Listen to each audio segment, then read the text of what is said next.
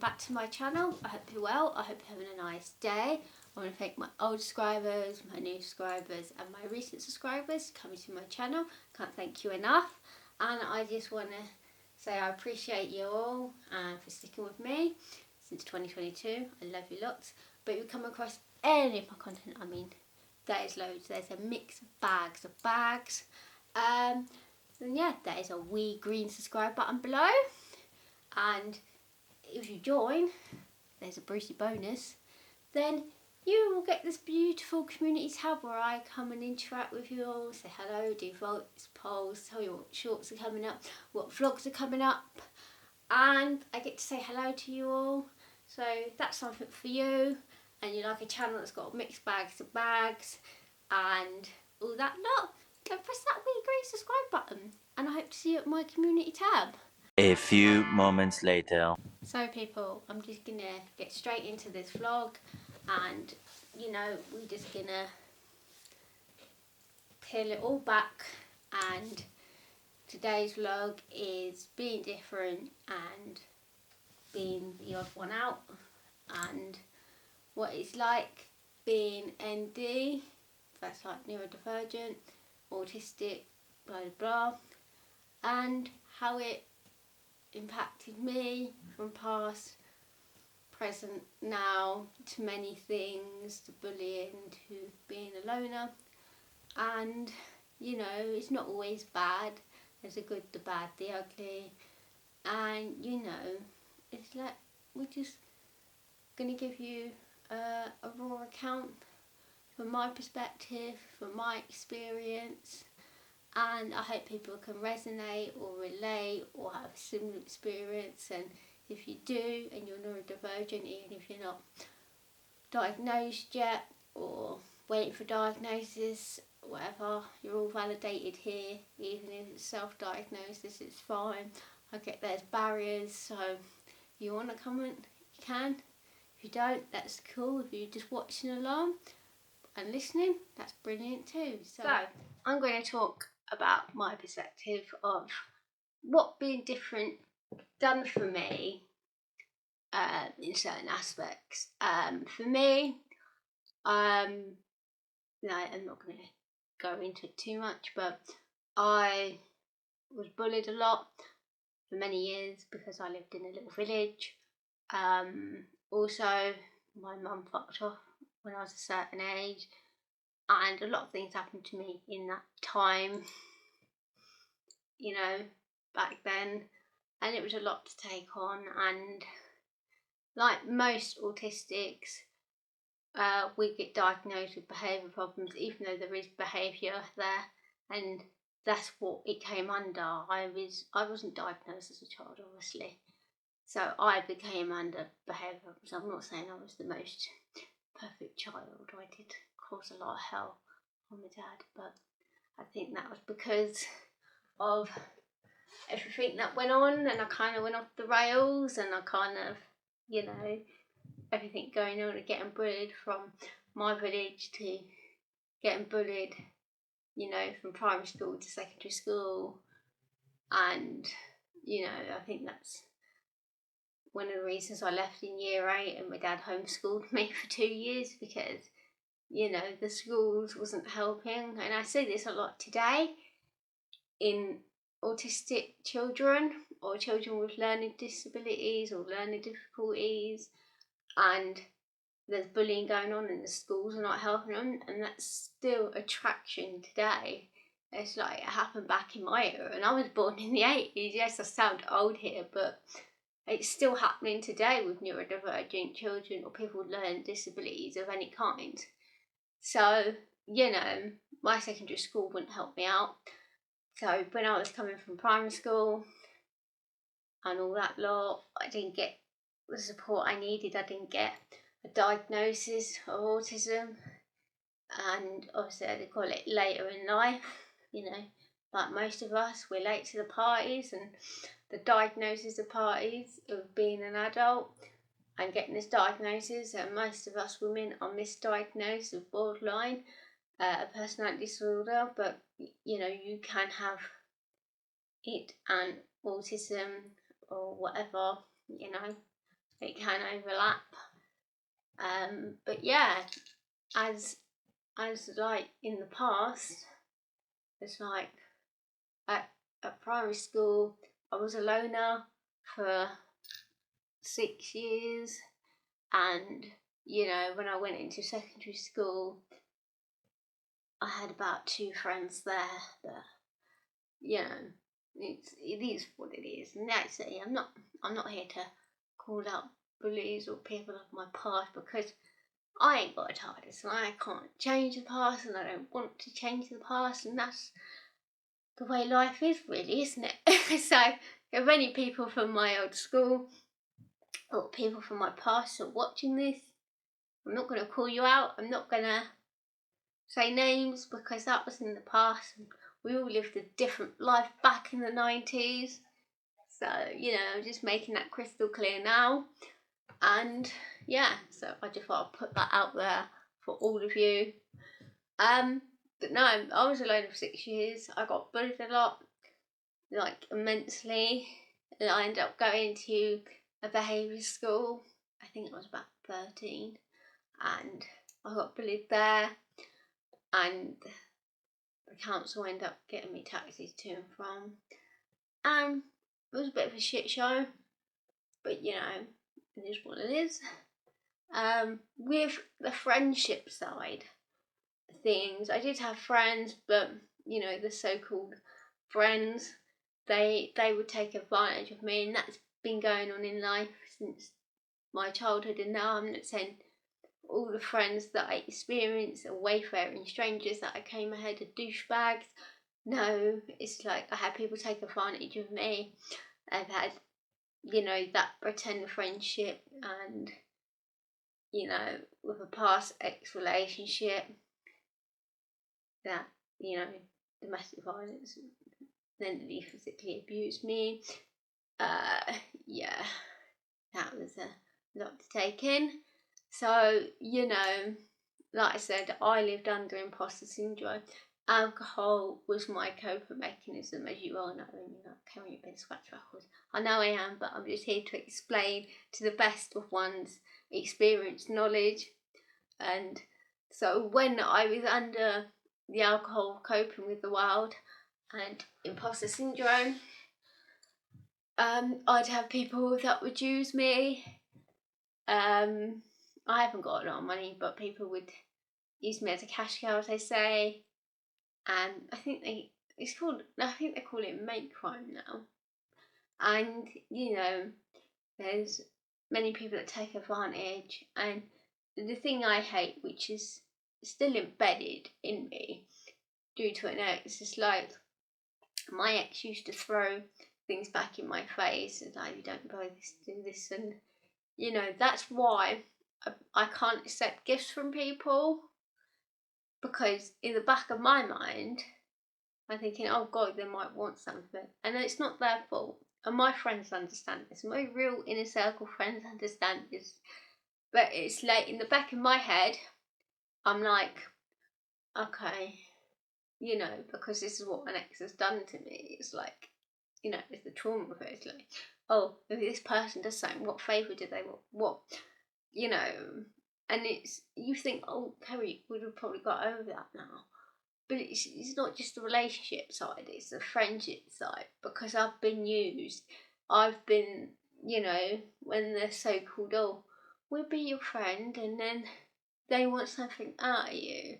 And I'm very, very lucky that I have 4 pals that I can count, maybe 5 now, that are in my inner circle, that I trust, and they go the same length I would, and they understand how I work, due to that trauma of a past ex, and due to, being autistic and the way my brain works. So, that is a great thing to have if you have friends like that, because being autistic, you need that kind of circle. Go, right, these are my real friends. And when I was under alcohol and masking, I couldn't see that, because I thought, oh yeah, if I play the long game, now I pay 007, as an autistic 006, and do this imposter syndrome. I might have people like me, and that's what I did. And most autistics like myself do this. Has like how to get liked and put on this pretend persona, because women, autistic women, are very good at doing it, and I led this double life for so long with the alcohol that I literally got swept in. It's like a movie of sorts. You're swept in. It's like, oh, I really like this. It's like a really good book you read, a novel, and it's like you're so swept in that becomes your life.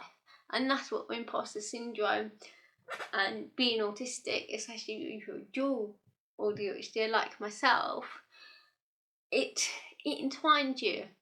And I led this life for so long with the alcohol that I didn't know who I was anymore. I'm thinking, what the hell? Okay, because I just took on this persona that wasn't me. And when I got sober in 2020, I realised who my real friends were, and I realised the people that wasn't, and that was the realisation of that, of opening my eyes and going, okay, right, he's an idiot, he's a douchebag, do you see what I mean? And so for the first time when I got sober, I actually, because I'm a Buddhist, I decided to right, okay, I'm going to cut off people that are negative. Because all I had throughout my life, even in my modelling days or whatever I was doing, I had people doubt me, and I don't know why people doubt me. It's like when I did modelling, people doubted me. When I got into welding, people took the piss and doubted me, and I passed, even though I got pushed out that sector's industry, because, I'm not saying I'm perfect, whatever, in the friendship sense, I make mistakes. I say, okay, I'm a douchebag, call me out on it, and I can learn and evolve, because like I say, and I'll say this again, and I'll keep saying it till I'm blue in the face like a smurf, there's too many people that use their autism as an excuse to be a douchebag to people, to how they treat people and with their behaviours, and I don't think that's acceptable as an AuDHD advocate. I don't think it's great. I don't think it's, it gives us other autistics a bad name, and it's not good.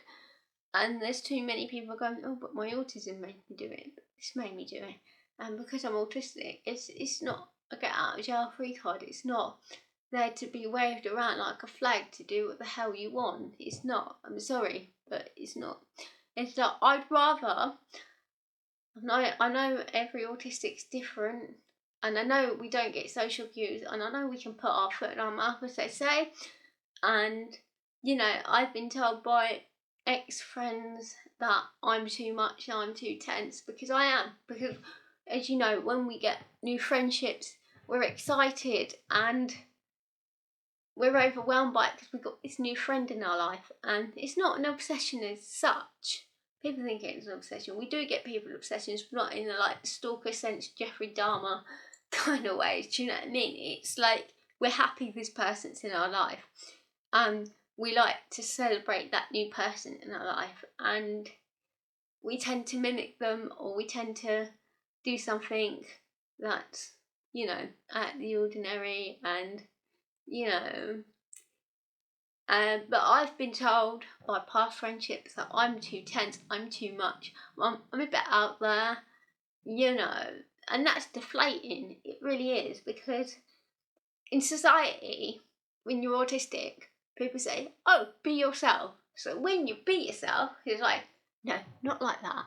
Not like that. So you're conflated with, okay, so you don't like me the way I am, so what do you want me to do? And I live in this boundaries, it's like, which took me years to do, obviously from when I got sober. It's like, if you don't like me, there's an effing door, because I was a people pleaser. I would never say no to somebody. I would always give in, and that's where people took advantage of me. And now, when you had this, me going sober, people would get a bit when I'd say no, actually, I'm not doing this, I'm not doing that, I'm not people pleasing anymore, I'm not I'm saying how it is. And yes, due to our miscommunication as well, because our face doesn't match our emotions, text tone, I've been called passive aggressive online via, speaking. It's like, I'm the most passive aggressive person. And this is hard for us to navigate friendships that way. And this is what I mean by being different and living life as the odd one out, because when you're neurodivergent and autistic, it has its challenges, it has its obstacles, and it's like being a Pac-Man, going like to avoid all them like little nasties that are going around. That's what it's like. It's like we're the autistic, and then them little things are the NT people. And I'm not saying all NT people, because I have many friends that are neurotypical, but it's like, it's that scenario of an analogy, put it that way. So we're the little Pac-Man, right? We're going like that, and then there's a little neurotypical, and it's chasing us because it wants us to catch up with real life, and we can't do that. So we're running away from it because, we like being different. We like being who we are. But that Pac-Man enemy is chasing us and going, no, you need to be like this, you need to mould. I hope that makes sense. Or am I just talking crap as per usual? But no, that is the obstacles we have is when you're autistic, and like me, if you've lived your life as the odd one out, you never got picked for things, you never got invited to birthday parties, or nobody came to your birthday party. And people say, is that the reason why you don't celebrate your birthday? No, I just stopped celebrating it probably in my 20s, around 25. I couldn't be bothered with it no more, not because of the past impact or trauma that it had on me from growing up as a kid. It's just like, I don't see the point. It's the same with Christmas. I don't celebrate Christmas either, because mainly being a Buddhist, I find it materialistic, and kids today, mostly the generation, it's spoil and want. And back in my day, yes, my dad was a single father and we lived on the breadline, so to speak. All we had was a couple of presents and fruits and nuts and some chocolate and selection boxes. And at the time, I'll admit, I wasn't grateful and I didn't understand it. But now, they say as you get older, you learn, and you do. And I got older, and I think actually I'm quite grateful for that. And being a Buddhist 17 years, it's like on Christmas Day I go out for a walk, and it's nice and peaceful, and it's great. And I don't care. It's fine if people want to call me bar humbug and Scrooge. It's like, it's not. I'm, somebody who's attempted their life 14 times. I'm happy to be alive. So, could have been disabled in this day and age with the Labour Party at the moment. It's a bit shite, putting it mildly. So, I don't celebrate Christmas. I don't do birthdays, and that's fine. And when I tell people that, most of them, this is still on the subject of living as if one out, people look at me like, oh, why? Is it because you're religious? It's like, no. It's like, oh, you should celebrate Christmas. And it's like, I don't want to. And I've always come abrupt with that. It's because I don't celebrate it. Yes, I celebrate Samhain, I celebrate St. Patrick's Day. But I'm Irish. It's like, it's a different kettle of fish. It's just like Christmas. Birthday, it's just like, it's another year, it's another day. Christmas is exactly the same thing. And it's just like, what's the point? I'd rather go for walks, sit at home with my ready meal, with me and my hamster Patrick, and I'm fine with that. And it's cool, and I like living the life, and people find it weird. It's like, what? Because I'm happy in my own skin, and I'm happy not being materialistic, and that makes me weird and odd. Okay, it's like, and I'm not getting at anyone who's materialistic and likes to live that life. That's you, You do you and I do me, That's the way I've always been, If you want to celebrate it, cool. I know people that got young children, like my brother. and he's got 2 kids, and that's fine. But for me, I don't celebrate it. I just don't. And if you want to call me weird, oh, cool. Go have fun with yourself. But let's say with the friendships and relationship sides, it's like I say, being told you're too intense or you're weird, you're odd, you know. And that used to get to me when I was younger. It's like, oh, you're weird. And then that's as I got older, people come around, I'm like, yes, thanks for the compliment. I start taking it on the head, and I'm like, okay, you know, you've been called weird all your life. Why stop now? You know, so I turned that negative I had as a child of being a weirdo, not a good weirdo, not like manic weirdo. And so when people say, oh, you're weird, you're this and that, because welcome to YouTube and social media, you get hate comments mostly on the daily. I do get some nice comments, by the way, from all you subscribers that are watching. But 8 times out of 10, I will get a lot of hate comments. Like I said, I've got hate comments on my appearance, my teeth, the way I look. You know, it's like, because I like the way I look.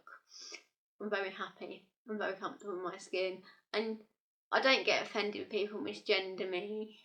You know, I've had people say, oh, you're trans. I'm born a woman. It's like, you see the photos of me. And like I say, I have trans friends. I'm a trans ally. I don't care where you come from, who you are, what gender you are, what your nationality is. I really don't care. It's like, I'm a free-for-all.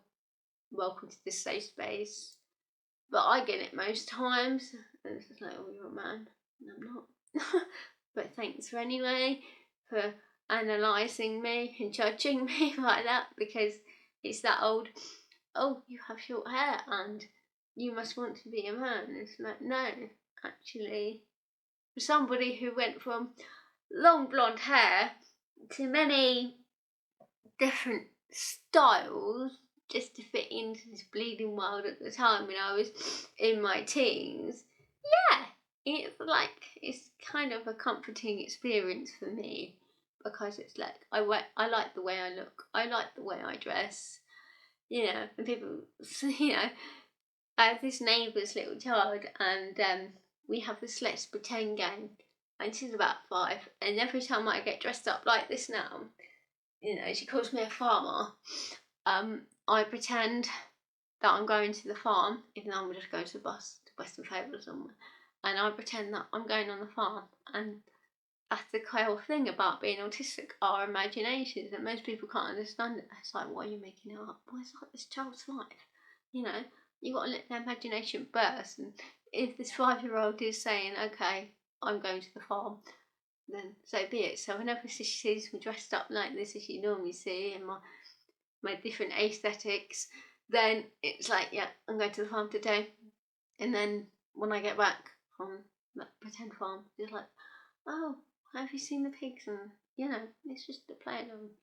Most people find that weird and odd. It's like, no, it's my neighbour. It's cool.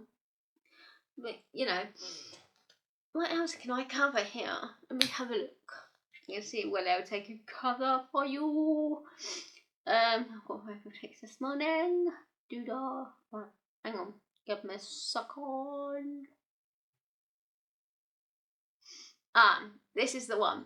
This is the one that I'm going to get to. Meeting new people. As an autistic, an introvert, selectively social, I'd like to say it, not antisocial.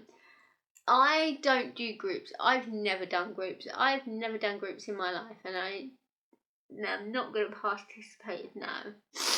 You know, if it's a group thing, it's like, no, I don't want to do it. I'm just not great in groups, because I remember we used to go on these trips in school, and I can't think of the place where I went, and they'd have like activities, and you go away for a week or 2 weeks, and you build rafts, and you'd have the trust game where you had to follow the rope and be blindfolded. And I hated that, because your girl being the odd one out at school, and then you got to get with the said people that bullied you on this field trip.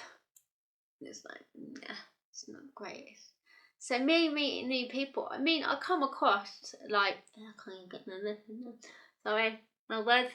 I come across as like, you know, the Irish, we call them wayfaring strangers, but Ireland's a totally different kettle of fish to live in the UK, because you can walk into a pub in Galway. I've been to Galway, and even though I have like communication sucks, it's an Irish thing. Ask anybody. You go into a pub in Ireland, and straight away you're met with somebody who talks to you. I'm not saying you don't get listening, but it's not the same flow. And it's the same whenever I go back home to my second home, Belfast. I can walk into Kerri's Cellars and somebody will chat to me. Here, from another perspective, I walk into a Witherspoons, get my Guinness 00, and I sit at the bar or at the table on my own, and people are looking at like you. She's on her own. And yeah, not to sound crass here, but 5 times out of 10, I get people like my dad's age. My dad's like 72. Come and chat me up. Grand, great, fine, but it's like, how many times can you say no before you use breaks and you just want to be left alone? And I'm met with that most of the time. It's just like, can you leave? Yeah, while I'm met with strangers like that in English pubs, it's great, but then it's not so great. So I'm one of these people you'll end up seeing it in a bar, drinking Guinness 00 or whatever, perched on their own. And I think that's why I'd love to live the Japanese lifestyle in that way, because doing things solo is like not seen as weird. But here, in the culture here, it's like, if you're seen eating on your own, it's weird. But if you're in Japan and solo, it's fine and nobody bats an eyelid or looks at you like, and that's one of the things I'd love to experience in the future, is going to Japan solo, on my own, eating all the sushi and the noodles, and going to the Super Nintendo place and reliving my childhood with Super Mario. That is something I'd like to be one of my future goals on this channel, if it ever happens. So yeah, we can always look back on this video and go, oh, Kerri's done it. She's gone to Japan and she's gone to see Super Nintendo noodles and sushi. And that's one of my things. But I say, in the UK, it's like you sit and do something on your own. It's like that concept of hospitality, isn't it? Would you like a table for two? Yeah, by myself. And it's like, did you know I saw a thing? Change the subject, sorry. AuDHDer. They won't sell single tickets in theatres. It has to be two. It is really unhinged. It's like, I can't understand that. If you're like me, who likes going to the theatre on your own, because you have nobody or people are busy, and you want to go and see something on your own, you have to buy 2 tickets. They won't give you a single ticket. It's like, what the hell? How? It's like, people do have a single life. People do things solo. It's like, the thing that irritates me as well, as a solo person, is when they give you supplements on holidays. It's like, that's why I don't bother with it. It's like, oh, here's the thing, but now I'm going to charge you double supplement. It's like, yeah, not. But anyway, I'm going off subject. Sorry. But yeah, as I was saying, doing things on your own is a good thing. And back in the day, it wasn't a good thing. You would get bullied for it. And it wasn't grand at all. And, because let's be honest, we all had imagination when we was a kid, when we was all in our own little bubbles, so to speak, bubbles. But yeah, it's quite a journey for me anyway, when you realise what you did all that time back then to now, and thinking, actually, I say it's not all doom and gloom. And even being the odd one out and being autistic, it's not just about me being autistic and doing this vlog. It's the many things that resonates with many people and not just me. And you come to find that little comfortable spot. Well, I did. I know I've gone, actually, heck it. I don't want to swear on it because my younger viewers, but you come to that point in your life. I'm nearly in my 40s now. And you just think, can I be bothered? No. Can I? No. And you start doing things for you and you start going, okay, that was my life back then. I was the odd one out. And I'm still the odd one out now. But I am thriving in that sense. I'm turning that doom and gloom I had in my past to now to a positive and going, okay, yeah, I'm going to go to Milton Keynes on my own. I don't care. Okay, have an half-eared. I can't eat in front of people I don't know. I can't, I can't go to a nice restaurant. But the only things I can do, unless it's a sushi restaurant, this is what I love about sushi restaurants. You can eat on your own, and that's what I love about it. And there's this lovely sushi restaurant in Coventry I normally go to, and it's quite a bargain.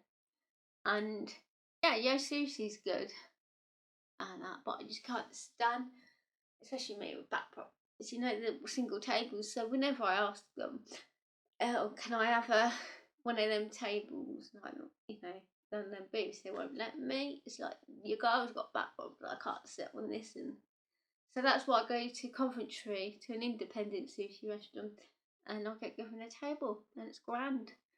And like I said, I'm not giving like the happiness, positivity, and because like I say, autistic people are different, and it's a latter of different experiences and different people, and I'm not here to preach or whatever, and give you all the positivity in the world, because life's not like that, unfortunately.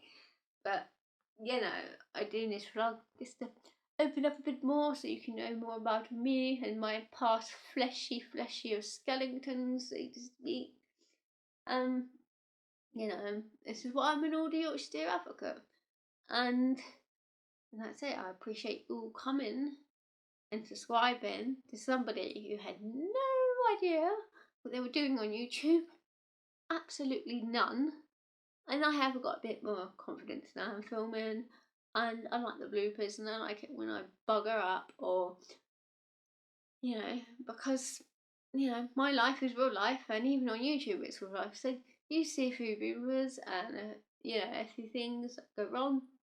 Well, that is life, dear. I'm not going to paint a picture of an oil painting that is not on this YouTube life of mine. What you see is what you get.